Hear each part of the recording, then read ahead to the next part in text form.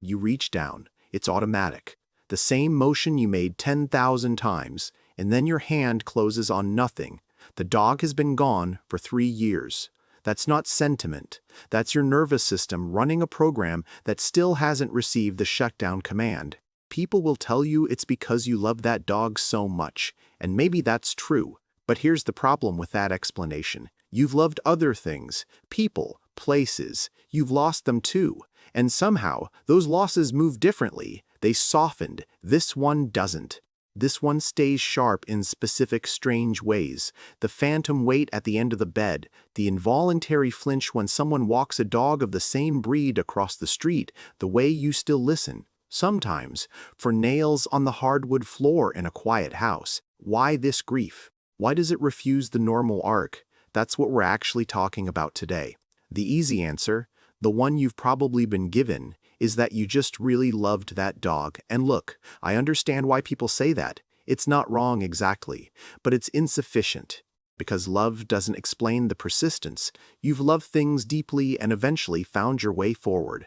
Something structurally different is happening here, and until you understand what it is, you'll keep treating it like a character flaw.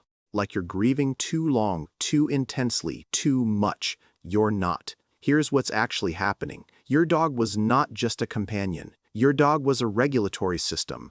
Dr. Sandra Barker's research at Virginia Commonwealth University documented measurable cortisol reduction, oxytocin release, and heart rate stabilization produced by routine interaction with a dog, petting, eye contact, simply having them in the room.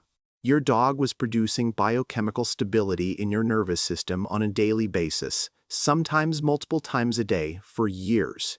So when the dog died, it's grief over a companion. Actually, wait, it's grief over a biological support structure you didn't know you were dependent on. The relationship and the regulation were the same thing, and both ended simultaneously. Most grief doesn't work that way. And here's where the timeline gets strange. Research published in Anthrozoid shows that pet grief doesn't follow Kubler-Ross staging reliably. It doesn't move in predictable phases. It resurfaces, sharply, unexpectedly, at environmental triggers, a season, a specific light in October, acquiring a new pet, a bark from a television in the next room. In a 2022 survey of 1,200 pet owners, 35% reported acute grief episodes more than 2 years post-loss, not lingering sadness, acute, like it just happened. This isn't prolonged grief disorder, it's a different grief architecture entirely. And it shows up in your behavior in ways you probably haven't connected to grief at all. You changed your walking route, not consciously, just the old route became unbearable and you took a different one. You reached for the same brand of dog food in a grocery store 8 months later and only realized it at the register. The leash stayed on the hook for over a year. These aren't irrational. They are documented features of attachment disruption. Motor loops the brain encoded around a specific stimulus, still firing after the stimulus is gone. Your body kept moving through routines that no longer had their anchor. Now, here's what makes this harder. Society doesn't give you permission to fall apart over this. Human bereavement gets funerals. Bereavement leave. Social structure around the collapse. Pet loss gets, at least it was just a dog. A 2017 study in the Journal of Mental Health Counseling found that pet loss grief intensity is clinically comparable to human loss in a significant portion of owners, and yet it receives a fraction of the social scaffolding. Researchers call this disenfranchised grief. Grief that real people feel, that has no formal cultural container to hold it. That's not weakness, that's an absence of infrastructure, and underneath all of it, the Hebbian conditioning, neurons that fire together, wire together. A decade of morning walks, dinner time anticipation, the weight settling at your feet while you worked. That's not a habit, that's a grooved motor emotional loop, written deep. A border collie owner who walked the same route for 11 years has specific neural architecture around that route. A Labrador who met you at the door for 9 years built an anticipatory reward circuit in your brain.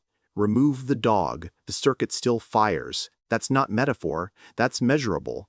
People will tell you to just get another dog. Hold up a training clicker and toss it aside. I understand the logic. Here's what the research shows. A new dog often intensifies unresolved grief. Because now you're running two attachment systems simultaneously, one active, one broken. You're not replacing grief with joy. You're watching how different the new dog is from the old one every single day. And your nervous system keeps the comparison running in the background. And then there's the guilt. For those of you who made the final call, the euthanasia decision, research on decision-based grief shows that losses where the owner carried the medical decision have measurably higher guilt loads and longer resolution timelines. You made the most humane choice available to you, and your nervous system punishes you for it anyway. The textbooks say time heals everything. Sure, tell that to the person who is completely fine for 14 months, then fully comes apart hearing a specific dog bark on a television commercial. Look directly into camera. Let it sit. Time doesn't heal attachment disruption. Reintegration does. The grooves don't smooth over passively. They require new patterns routed through the same circuits. Waiting isn't enough. Waiting is neurologically insufficient. Dr. Churin. Pauline Boss's concept of ambiguous loss is relevant here, grief that lacks formal closure rituals or social recognition. The relationship was real, the bond was neurobiologically documented, but the cultural infrastructure for mourning, it barely exists. That ambiguity, not excessive attachment, not weakness, is what makes this grief resistant to standard timelines. I could map the exact cortisol dysregulation that follows long-term co-regulation loss, but simply your body ran on a chemical schedule that included your dog. That schedule is gone. Your nervous system is still looking for the dose. So what do you actually do with this? Hold up a notebook. First, name the regulatory function specifically, not just companion. What exactly did they provide? Morning anchor, physical touch, social facilitation, routine enforcement? Those specific functions need conscious replacement, not accidental ones. Second, allow anniversary grief without pathologizing it. Build a named acknowledgement rather than being ambushed by it.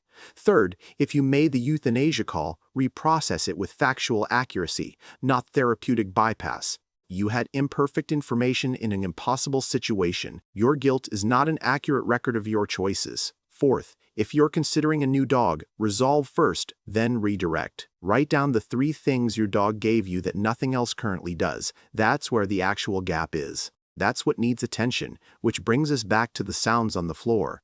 Auditory motor memory loops associated with high-frequency positive stimuli are among the most persistent neural encodings the brain produces. When you hear those nails on hardwood, or think you do, you're not experiencing a ghost. You're experiencing a brain that built a predictive model around that sound for years and hasn't yet received enough counter-evidence to retire it. That's not pathology. That's not prolonged, disordered, excessive grief. That's how deeply they were written into you. What's the one thing that still catches you off guard years later when you're not expecting it? Sect. Put it in the comments.